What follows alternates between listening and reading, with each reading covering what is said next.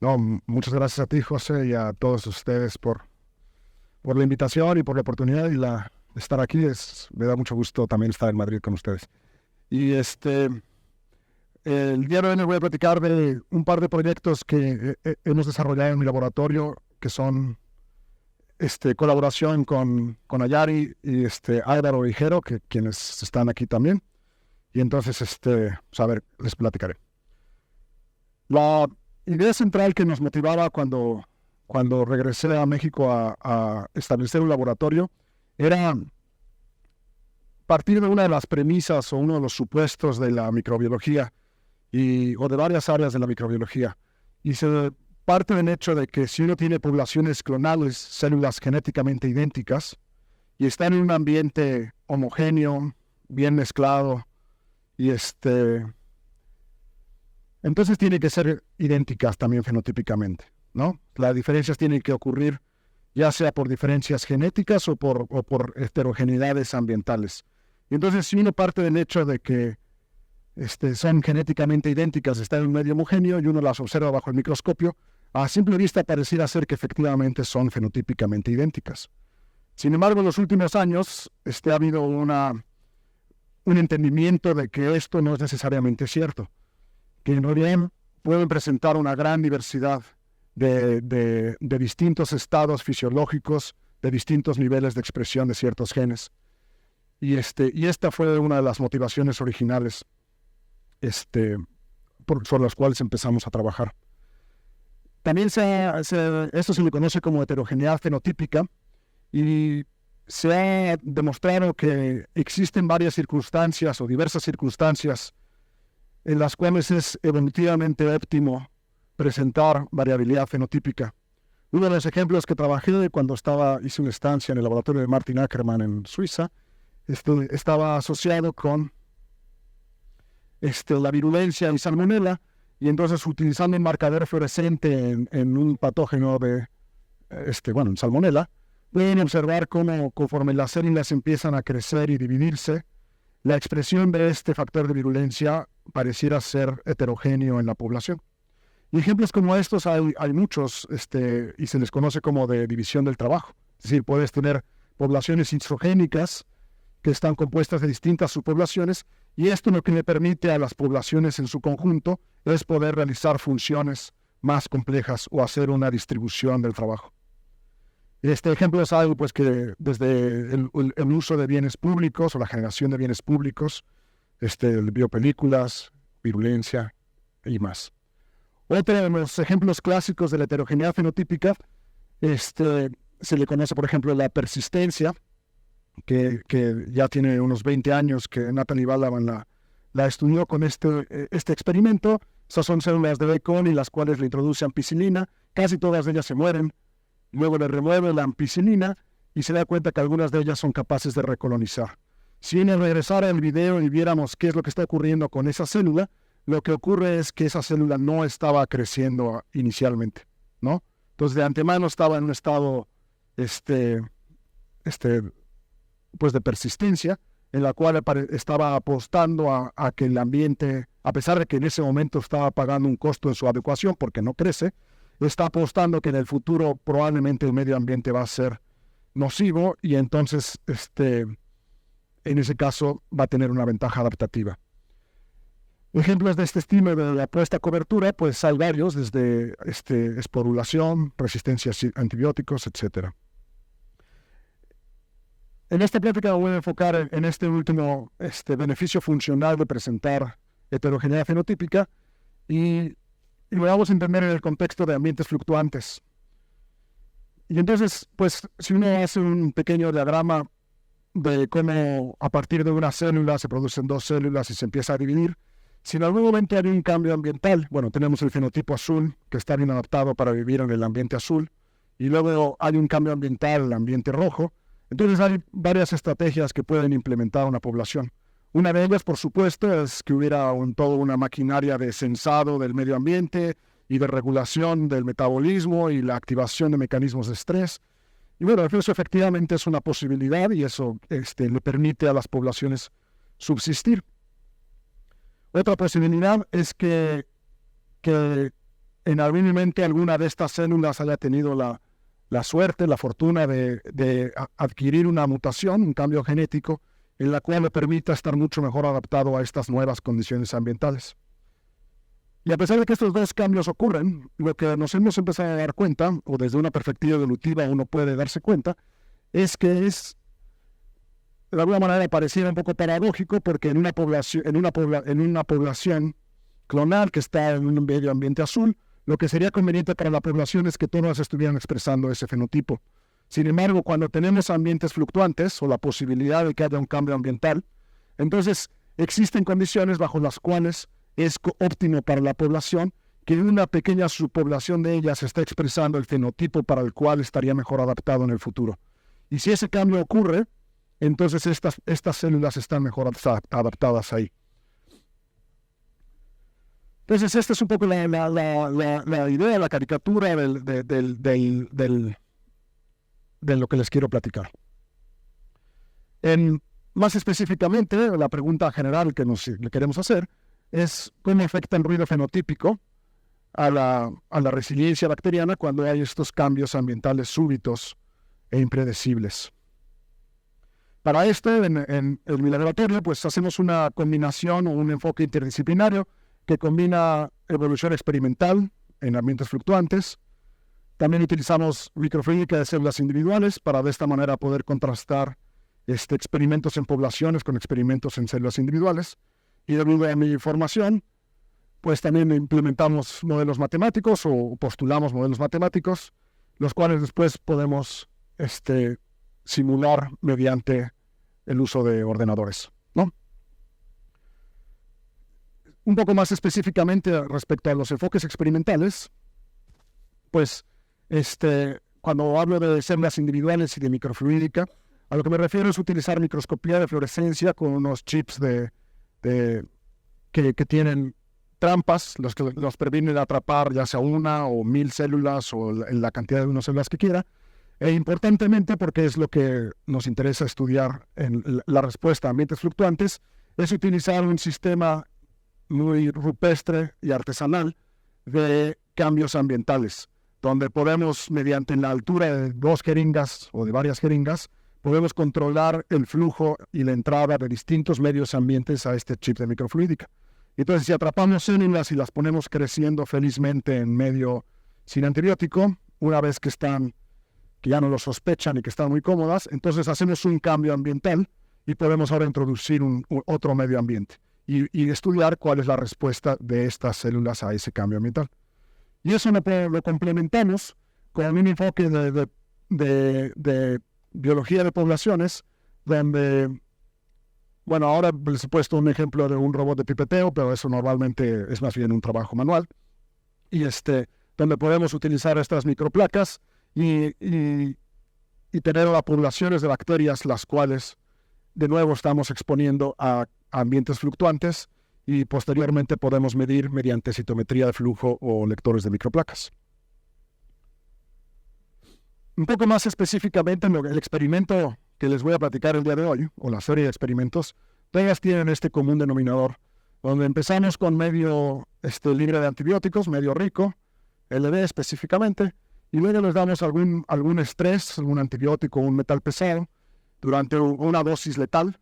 Pero una dosis letal si fuera un periodo largo de tiempo, pero ahora les damos una dosis letal y después de 1 hora o después de un periodo corto de tiempo se los retiramos. De tal manera que una fracción de las células se mueran, pero no todas ellas. Y aquellas que no se han muerto, pues nos permite estudiar qué es lo que tenían de especial antes de que vieran ese medio ambiente. Y este experimento lo podemos replicar tanto en células individuales, utilizando este generador de señales ambientales, o mediante transferencias y diluciones seriales utilizando experimentos de poblaciones. En cualquiera de los dos casos podemos obtener datos que en este caso son observaciones de las células, entonces podemos ver desde cambios morfológicos, el largo de la célula, la tasa de división, la tasa de duplicación, bueno, qué tan rápido se divide, o la expresión de ciertos genes. Y si las promediamos, pues podemos ver cuáles de ellas sobreviven y calcular una especie de probabilidad de supervivencia en células individuales. A nivel de poblaciones podemos hacer ahora el mismo experimento, como les comentaba, y las mediciones son ahora más bien de densidad poblacional o promedios a nivel de población de expresión de ciertos genes o de supervivencia. Pero finalmente los dos son experimentos de alguna manera complementarios y que nos representan, nos proveen de datos que son complementarios.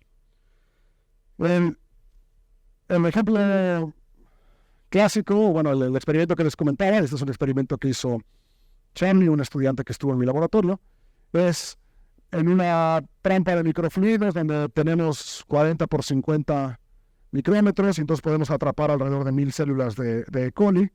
Está abierto por los canales de arriba y entonces eso quiere decir que el medio es como un microquimostato, entonces el medio pasa de manera continua y las células eventualmente crece la población y las células salen y se pierden. Pero algunas células las atrapamos y las podemos observar durante largos periodos de tiempo. Entonces, las células crecen y luego lo que hacemos es introducir antibióticos junto con un colorante rojo, nada más para efecto dramático, y para calibrar el sistema. Y probablemente fue muy rápido, no lo han podido ver, pero aquí la dosis estaba tal que ninguna de las células se ha muerto, pero todas ellas respondieron directamente al antibiótico. No voy a volver a poner nada más. Y la manera que responden cuando entra el antibiótico es que arrestan la división celular y se empiezan a producir estos filamentos. Luego removemos el antibiótico y después de un rato regresan, se resuelven y otra vez continúan y continúan creciendo de manera normal. Probablemente fue difícil ver aquí, pero para eso tenemos otro tipo de chips que ahora les voy a enseñar. Esta nueva filamentación que para nosotros fue una sorpresa porque pues no la esperábamos y en realidad desde un punto de vista técnico era un problema porque lo que hacía era atascar el chip y hacer que no entrara el fluido y entonces había varios problemas, pero resultó ser que era potencialmente muy interesante porque era una respuesta que pues bastante general y todas las células lo realizaron simultáneamente. Y lo viendo en la literatura, ha habido varias ideas acerca de por qué la filamentación podría ser una buena idea. Por supuesto, hay muchas razones, debido a que la filamentación está controlada por el mecanismo de respuesta al estrés SS. Entonces, en general, en cuestiones de estrés, pues este es un mecanismo de respuesta general. Y entonces habría toda una maquinaria de respuesta al estrés que responde. Pero lo que a nosotros nos interesaba era, estrictamente hablando, respecto al cambio de forma. Porque todos estos mecanismos de respuesta al estrés pues, serían específicos de distintos ambientes tóxicos o de distintos antibióticos. Y aquí pareciera ser que era algo bastante general.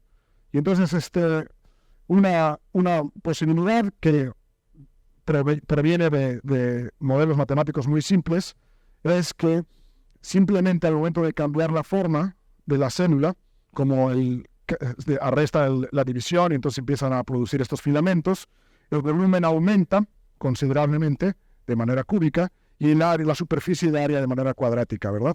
Y como el antibiótico entra por la membrana, entonces un postulado sería que este mecanismo lo que permitiría es aumentar la proporción entre la superficie de área y el volumen y por consiguiente diluir la sustancia tóxica.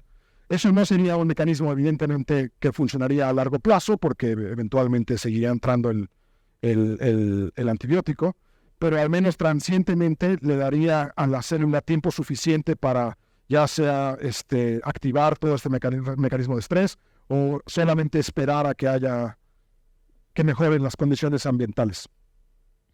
Para estudiarlo con más detalle, entonces utilizamos otro chip de microfluídica que se basa en atrapar una sola célula, que se le conoce la célula madre.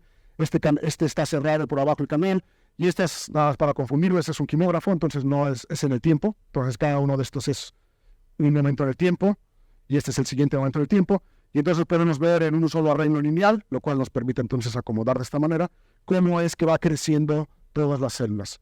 El canal está abierto de aquí arriba y entonces las células hijas se nos pierden y no las podemos ver, pero hay una de ellas que podemos observar que está atrapada, la célula madre, por eso se le conoce este chip como el Mother Machine, y entonces esta célula la podemos observar durante largos periodos de tiempo. Y lo que vemos pues es que crece, se divide, y pues eso es lo que esperaríamos, ¿no? Aquí están todas las células hijas y se vuelven a formar. Luego hacemos este cambio ambiental,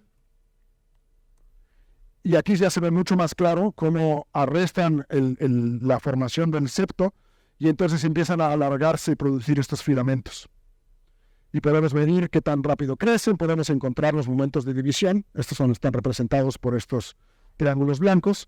Y entonces se está dividiendo regularmente. Y una vez que entra, en este caso, ampicilina, un antibiótico beta-lactámico, dejan de dividirse completamente, pero siguen creciendo a la misma tasa. Lo único que hacen es no producir el septo y por consiguiente no dividirse. Después removemos el antibiótico y las células se resuelven y regresan otra vez a la condición original, donde ahora continúan creciendo y dividiéndose de manera natural. Claramente no todas, hay cosas raras que ocurren por ahí, pero de todas maneras pareciera ser como una buena estrategia, pareciera ser una estrategia, no necesariamente. Es que de momento que dije que es una estrategia, ya estoy sugiriendo que tienen una función. En general, en la literatura se considera que la filamentación es más bien una consecuencia del daño, una consecuencia inevitable, y entonces hasta se utiliza más bien como proxy para saber si la población está dañada o no. Lo que nosotros creemos es que esto, en el momento que vimos estos videos, es que esto no necesariamente es únicamente un accidente, sino también puede tener una función. Y eso es lo que queríamos explorar con un poco más de detalle. Evidentemente, pues aquí se reanuda en su división celular. A repetirles este experimento es una sola trampa, pero estos chips pueden tener cientos de células. Y entonces, si cada una de estas filas es una célula, los puntos representan los momentos de división y el color representa el largo de la célula. Y en esta matriz están acomodadas de tal manera que las que sobrevivieron las hemos puesto arriba y las que están muertas las hemos puesto abajo, las que sobrevivieron al impulso del antibiótico. Y lo que pareciera ser, al menos a simple vista, es que todas las que sobrevivieron al momento de la entrada del antibiótico tenían un mayor tamaño que las otras. Esto evidentemente no podemos cuantificar. Y sí, efectivamente, pareciera ser que el largo de la célula, al momento de que entra el antibiótico, está asociado o correlacionado con la probabilidad de supervivencia. Es decir, las células más largas sobrevivieron con mayor probabilidad que las células más cortas. Bueno, esto se ve es muy interesante. Y entonces, estudiando un poco más el mecanismo, pues hay distintos mecanismos que... Bueno, la formación del septo está controlada por ese gen FTCZ, y entonces hay toda una cascada de regulación que tiene que ver desde el daño y problemas de replicación en el ADN, y otro tipo de cascadas y sistemas de dos componentes asociados al daño en la membrana, y etcétera. Hay varias cascadas que desembocan en detonar el sistema SOS y posteriormente arrestar en la división celular. Sin embargo, dado que está asociado al sistema SOS, eso no nos permitía pues disociar cuál es el efecto del tamaño de la célula con respecto a toda la maquinaria y todos los genes que regula este sistema, ¿no? Y para esto entonces,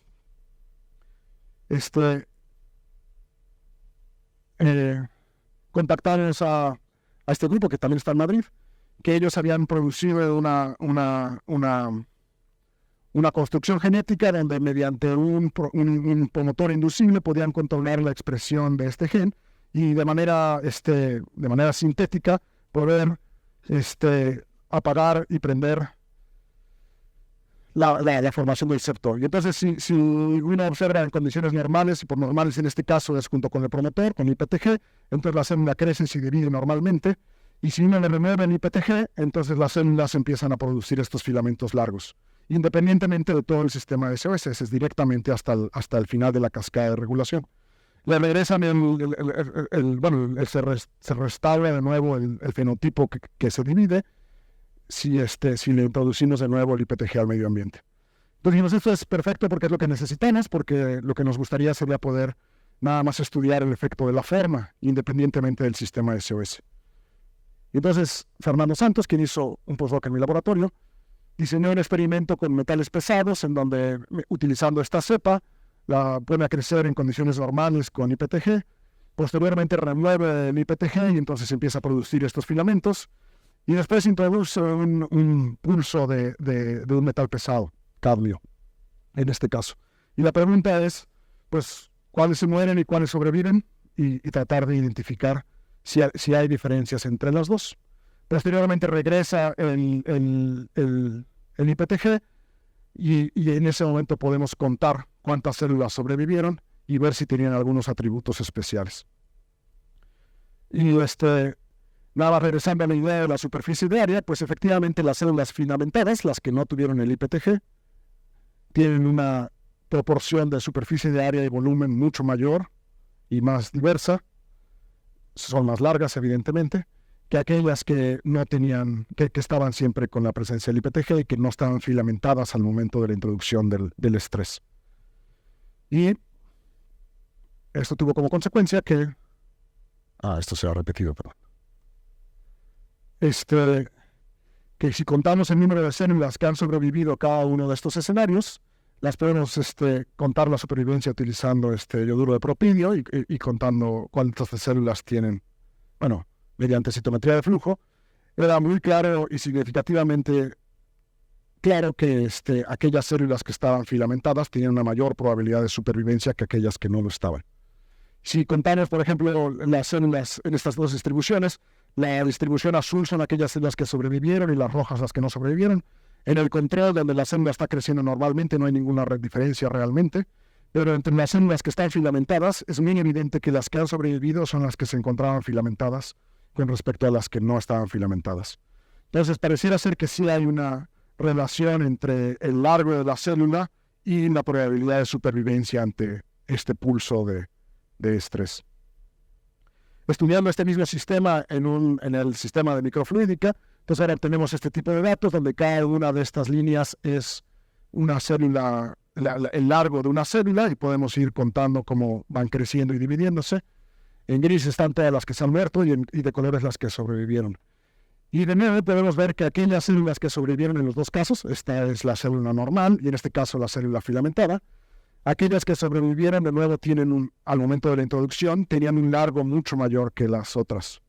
Entonces, tanto a nivel de poblaciones como en experimentos de células individuales, pareciera ser que, independientemente del sistema SOS, producir filamentos aumenta la probabilidad de supervivencia. Y entonces, pues, esto nos motivaba a seguir estudiando, y para entonces, José nos compartió un plásmido que es un buen amigo de nosotros, porque yo he trabajado mucho con este plásmido, y es un plásmido pequeño de múltiples copias que contiene un marcador fluorescente y algún gen de resistencia a betalactámicos. Entonces lo que nos preguntábamos era decir, bueno, si repetimos ese mismo experimento, pero utilizando un plásmido multicopia, ¿qué es lo que ocurre? Y entonces lo hemos introducido al microfluido y repetido este experimento, pero ahora con las células portando un gen de resistencia portado en un plásmido multicopias. Ajustamos la dosis, por supuesto, para que entonces de nuevo sea comparable, y les damos una dosis letal. Y lo que ocurre en este caso es que crecen felizmente, se dividen, las células hijas se van, y en este momento introducimos el antibiótico. Y el antibiótico les comentaba que tiene un tinte fluorescente, lo cual nos ayuda a calibrarlo, pero también nos ayuda a determinar cuándo las células están muertas o no, porque si el antibiótico compromete la pared celular, entonces si forma estos poros, entonces el tinte fluorescente entra a la célula y la célula se pinta de rojo. Y eso es muy conveniente porque entonces podemos saber si están vivas o no están vivas. Y en este caso, estaban creciendo muy bien, y en el momento que introducimos el antibiótico, y aquí he tenido el video, vemos que algunas de ellas se han muerto y algunas de ellas no se han muerto, ¿verdad?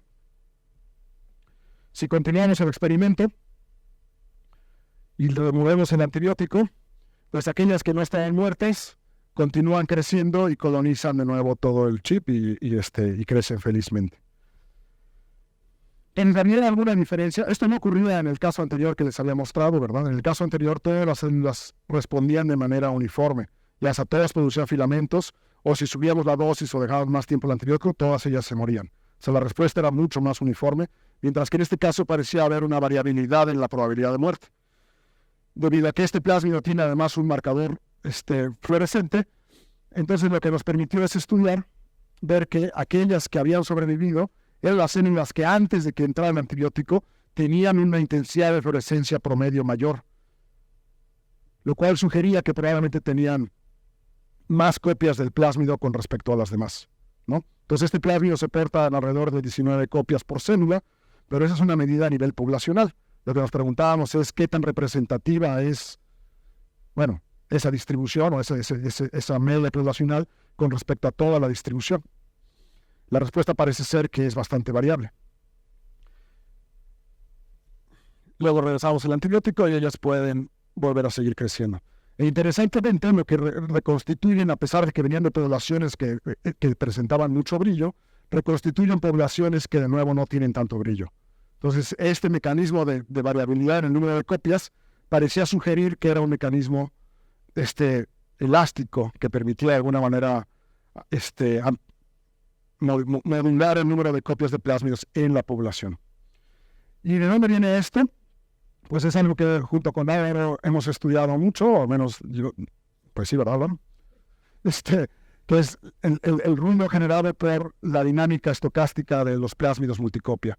Y brevemente, pues, parte del hecho de que en el momento que la célula tiene un cierto número de copias del plásmido, y dado que estos plásmidos no tienen ningún mecanismo de estos elegantes moleculares de partición activa o toxina, antitoxina, etcétera, entonces la segregación de plásmidos a las células hijas al momento de la división, pues es aleatoria, al azar, y esto quiere decir que entonces pues la probabilidad de que la célula hija reciba más, bueno, entre las dos reciban distinto número de copias, pues va necesariamente a producir ruido.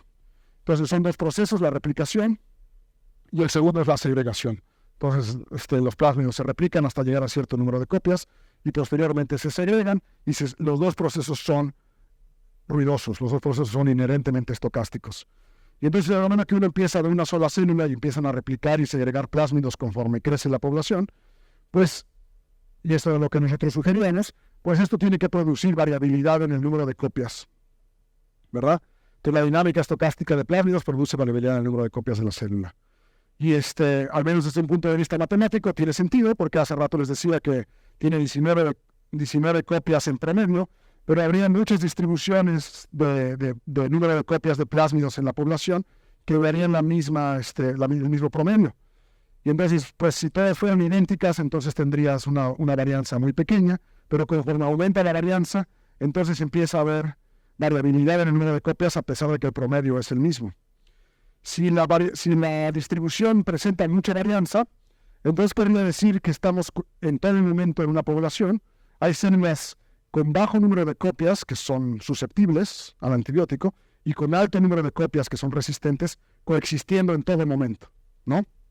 Y esto podría servir como un mecanismo de apuesta a cobertura, precisamente. Bueno, entonces para ver si esto era cierto, entonces hicimos este experimento donde,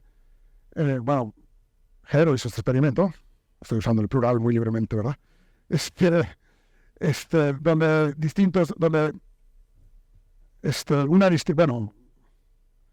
Medimos la distribución del número de copias. Bueno, tengo que aclarar que estamos midiendo no directamente el número de copias, sino la fluorescencia, ¿verdad? Indirectamente. Pero vemos la distribución de fluorescencia en ausencia de antibiótico y lo que observamos es que tiene una cierta distribución. Posteriormente introducimos el antibiótico y lo que vemos es que la distribución de fluorescencia de las células al final de ese día con antibiótico se ha sesgado hacia la derecha. Esto es equivalente a lo que hemos observado en el video, es decir, todas las células que tenían bajo número de copias han muerto y las únicas que han sobrevivido son aquellas que tenían un alto número de copias. Y esto tuvo como efecto sesgar hacia la derecha, hacia los altos números de copias, la fluorescencia de la población. Y luego posteriormente removemos el antibiótico y al igual que vimos en el video, ahora regresa la distribución de copias tiene la forma de la distribución anterior. Es decir, efectivamente pareciera ser que es un mecanismo muy eficiente para amplificar el número de copias en la población y por consiguiente aumentar el nivel de resistencia y luego posteriormente regresar de nuevo a la distribución original que al no expresar al no contener tantas copias también paga menos costo metabólico y por consiguiente compensa a nivel poblacional y crecen de nuevo felizmente en un medio sin antibiótico, ¿verdad? Si lo contrastamos con el mismo experimento, pero ahora con una cepa que tiene el mismo gen de resistencia, pero en el cromosoma, entonces lo que observamos es que independientemente de la presencia o no del antibiótico, la distribución de fluorescencia es la misma. Es decir, en el cromosoma pues no hay variabilidad en el número de copias y en el plásmido multicopia pareciera ser que sí lo hay. Este efecto de amplificar, entonces este es el mismo experimento, pero ahora hecho con distintas condiciones de dosis de antibiótico. Y en el caso de la cromosomal, pues no hay amplificación en el número de copias, en la fluorescencia, y sin embargo, en las a altas dosis de antibiótico, pareciera ser que es cada vez más pronunciado. Es decir, el efecto de amplificación del número de copias y posteriormente de reconstitución ocurre en todos los casos, pero mientras más fuerte es la presión de selección, más amplificado es ese efecto todavía. Entonces esto nos ha emocionado mucho porque pareciera ser que sí es un mecanismo no solamente de generación de resistencia transiente, sino además que la población está ajustando en todo momento, dependiendo de la presión de selección, la configuración plasmídica de las células que están ahí. Estos son los datos experimentales y si lo hacemos en un modelo teórico, efectivamente eso también sería lo que estaríamos esperando. Mientras más fuerte es la presión de selección, más fuerte es el sesgo hacia la derecha y en cualquiera de los casos siempre regresa a la distribución original.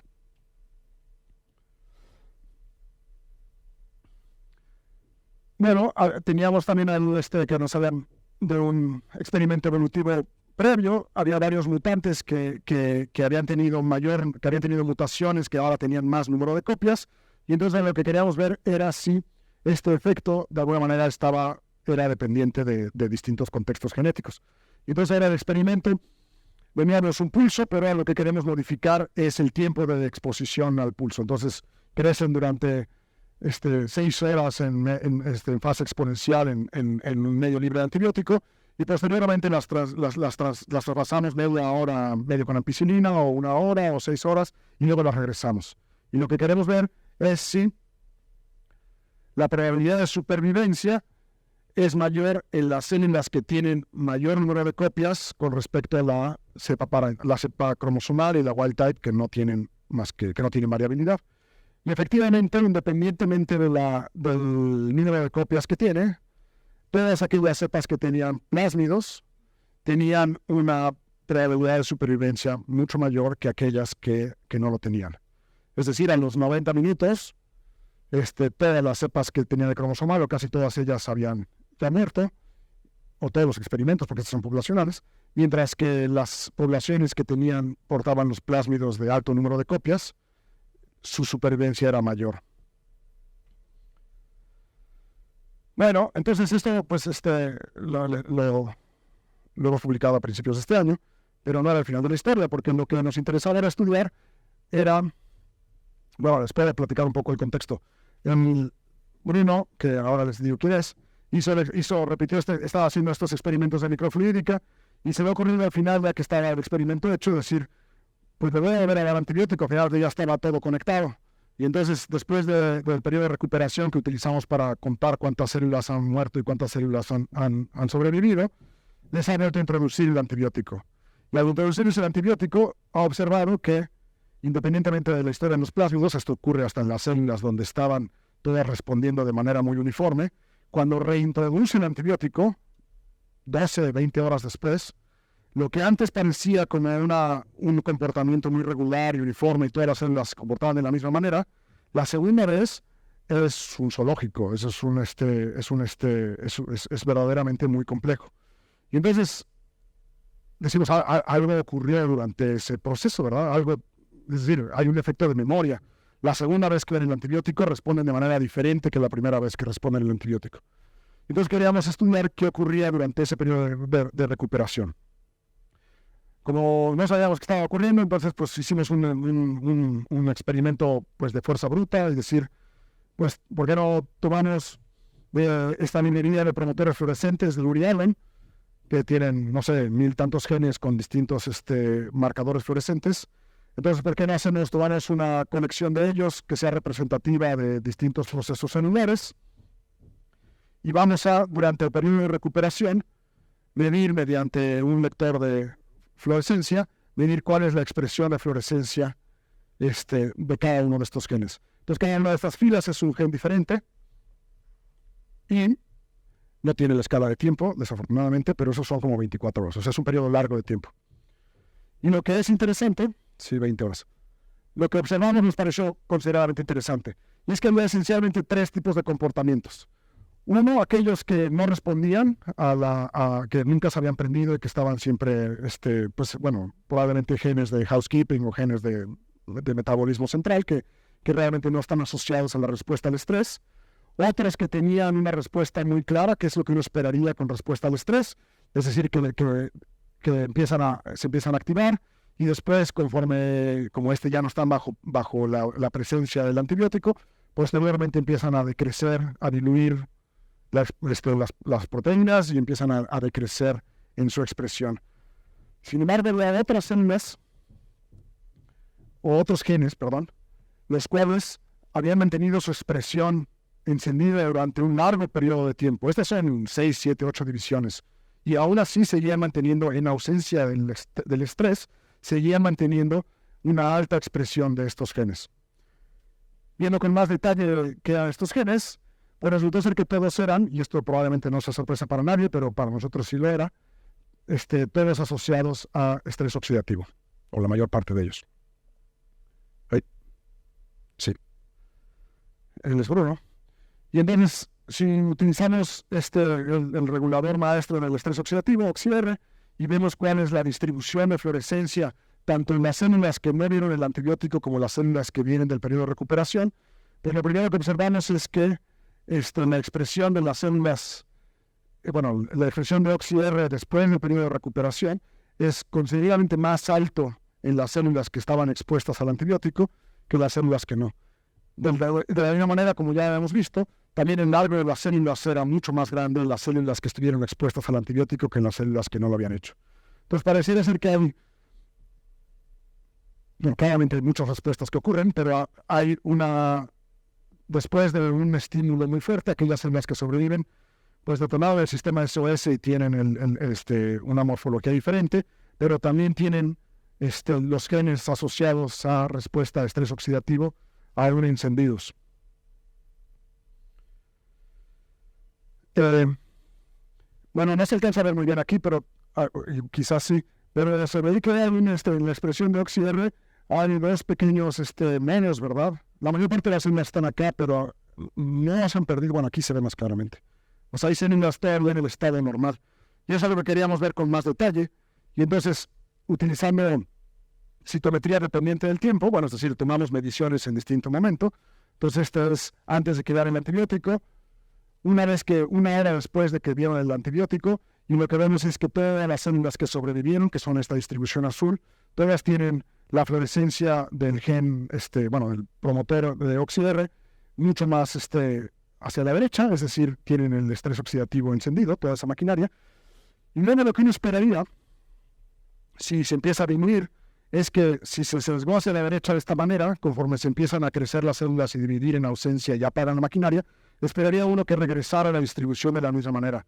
Pero no parece estar ocurriendo esto. Eventualmente regresan acá, pero hay un periodo en el proceso a la mitad donde están formando una distribución bimodal. Y esto es un mecanismo completamente diferente que lo que uno postularía en un modelo mismo.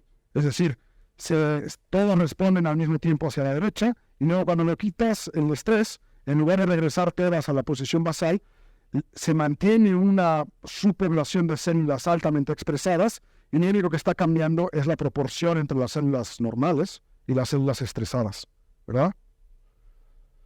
Es decir, se produce variabilidad fenotípica.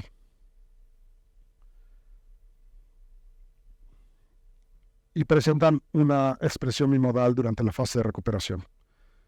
Bueno, entonces queríamos, esto que les acabo de describir ahora con con un modelo basado en yo mover las manos, digo, no, queríamos medir lo mejor. Y entonces en lugar de estar tomando una medición cada 3 horas en el citómetro, el dicho a Bruno, pues lo que estaría bien es tomar una medición cada 10 minutos y ver cómo se está moviendo esa distribución. Pero bueno, eso requiere mucho trabajo en el citómetro.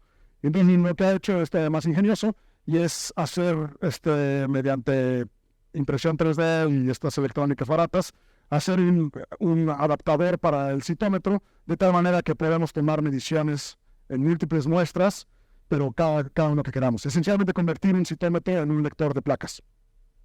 Y eso nos permite tomar mediciones en el tiempo donde cada uno de estas columnas, cada uno de estos puntos, es una distribución de citometría. Y entonces ahora si las graficamos todas en el tiempo, pues observamos la densidad de esta distribución. En el caso donde no hay estrés, efectivamente toda la distribución se queda pues, en la basal, es decir, no hay activación. Y cuando sí les introducimos al estrés, lo que vemos es que se forman dos subpoblaciones. Bueno, de antemano todas se estresan, como vimos, pero posteriormente cuando lo empezamos desde el principio, pero cuando lo retiramos, es claro que reaparecen de nuevo estas células que no están estresadas, sin que desaparezcan completamente aquellas que la tenían en el nivel expresado. Y entonces lo que vemos es que se forman dos subpoblaciones. Unas de ellas que tienen el altos niveles de expresión en los genes de estrés oxidativo y una subpoblación que cada vez es más grande de células que se han regresado a las condiciones basales. A nivel de poblaciones, pues para ver si este efecto era cuáles eran las consecuencias de esto, pues uno puede hacer este experimento donde las pone uno a crecer en condiciones, igual. Luego les introducimos el antibiótico a la mitad de las réplicas y a la otra mitad no. Y si las vemos inmediatamente en el periodo de recuperación, lo que vemos es que las células que sí prendieron, las células que estuvieron expuestas al antibiótico, tienen una fase lag muchísimo más larga, ¿no? Tienen densidades más pequeñas, pero también están probablemente muy dañadas. Como ya vimos, probablemente estaban filamentadas, etc. Pero eventualmente se recuperan. Bueno, más o menos se recuperan, porque las células que no estuvieron expuestas al antibiótico crecen mucho mejor que las que sí lo estuvieron. Pero si le introducimos el antibiótico la segunda vez y le introducimos un nuevo periodo de recuperación, esto se invierte. Es decir, aquellas células que crecían muy mal después de haber visto el estímulo anticipatorio, si lo vuelven a ver, ahora crecen mejor que aquellas que lo vieron por primera vez. ¿Verdad? Eso es lo que los físicos pues, se refieren a eso como histéresis o memoria. Es decir, la segunda vez que vuelven a ver el estímulo, hay algo que efectivamente cambió con respecto al anterior. Si hacemos este mismo experimento de nuevo ante un gradiente de antibióticos y vemos el efecto de la presión de selección en esto, pues lo que vemos es que conforme aumenta esta es la fase lag y esta es la densidad final, pero la fase lag es interesante porque está este cruce, ¿no? Entonces aquellas que estaban expuestas al antibiótico la primera vez, pues tienen una fase lag mucho más larga a concentraciones bajas de antibiótico, pero a concentraciones altas de antibiótico se invierte y ahora crecen mucho mejor las que estuvieron expuestas que aquellas que no estuvieron expuestas al antibiótico, ¿no? Se recuperan más rápido. Y finalmente, nos interesaba ver, pues, dado que el sistema de estrés oxidativo es un sistema de respuesta general, y en realidad ni siquiera se pensaría que está tan asociado directamente a los antibióticos beta-lactámicos que hemos estado discutiendo, pues qué tanto tendría esto un nivel de, pues tanto de protección como de respuesta a distintos estímulos de distintas naturalezas. Y entonces hemos repetido el mismo experimento, pero utilizando como estímulo anticipatorio distintos antibióticos, streptomicina, ampicilina, cadmio, peróxido. Y lo que vemos es que efectivamente en aquellas que nosotros esperaríamos, streptomicina, peróxido y ampicilina, se sesga hacia la derecha. Cadmio era un control donde no se sabe que no se detona, no produce daño de estrés oxidativo, y en esa no vemos esa amplificación, pero efectivamente hay una respuesta general, o bastante más general que únicamente en respuesta a un solo tipo de estrés. Y luego lo introducimos ahora a un gradiente de estreses de todos estos antibióticos, y esto lo que nos permite ver es pues si existe una relación entre si existe protección cruzada entre aquellas que estuvieron expuestas a ampicilina si confiere resistencia a la presencia de ampicilina, ya vimos que sí, pero también efectivamente también a la presencia de streptomicina y de peróxido. Es decir, pareciera ser una respuesta bastante general. Si están expuestas a un medio con un estrés, detonan esta cascada, esta respuesta, y esta le protege a golpes posteriores de distintas naturalezas, ¿verdad? Bueno, pues en resumen, hemos visto que la filamentación y el estrés oxidativo parece que confieren ambas resistencia transiente a distintas sustancias tóxicas. También que la variabilidad del número de copias de un plásmido multicopia pueden introducir heterogeneidad en la respuesta al estrés, y esto en ciertas condiciones, en ambientes fluctuantes, puede aumentar la supervivencia en ambientes fluctuantes. Y finalmente, que esta respuesta al estrés puede mantener una expresión estable, inclusive en ausencia de estrés, y esto le confiere un mecanismo de memoria que aumenta las probabilidades de sobrevivir a estreses posteriores. Y pues, muchas gracias. Entonces,